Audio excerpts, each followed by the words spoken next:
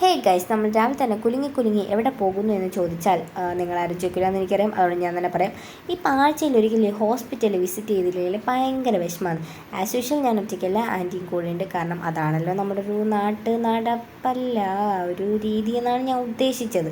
എന്തായാലും ഡോക്ടറിനെ കണ്ടപ്പോൾ ഡോക്ടർ പറഞ്ഞു എനിക്കൊരു ഇഞ്ചക്ഷൻ്റെ കുറവുണ്ടെന്ന്. എനിക്ക് ഇഞ്ചക്ഷൻ ഉണ്ടെന്ന് പറഞ്ഞപ്പോൾ ഒരാളുടെ മുഖത്തെ സന്തോഷം നിങ്ങൾ കാണുന്നില്ലേ?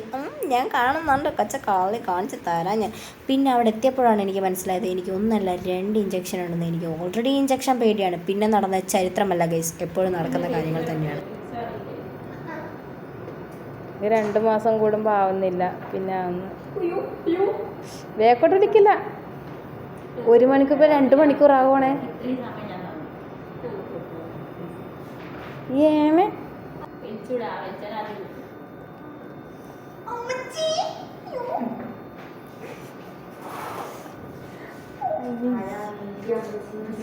എൻ്റെ ചോര മുഴുവൻ ഊറ്റിയെടുത്തത് കൊണ്ടാണെന്ന് തോന്നുന്നു. എനിക്കൊരു കിറുക്കം പോലെ. അങ്ങനെ നമ്മൾ 2 മസാല ദോശയും കഴിച്ച് നമ്മൾ തിരിച്ച് വീട്ടിലേക്ക് പോയി ഗൈസ്.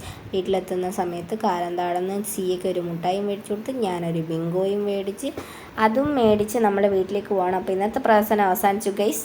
ടാറ്റാ.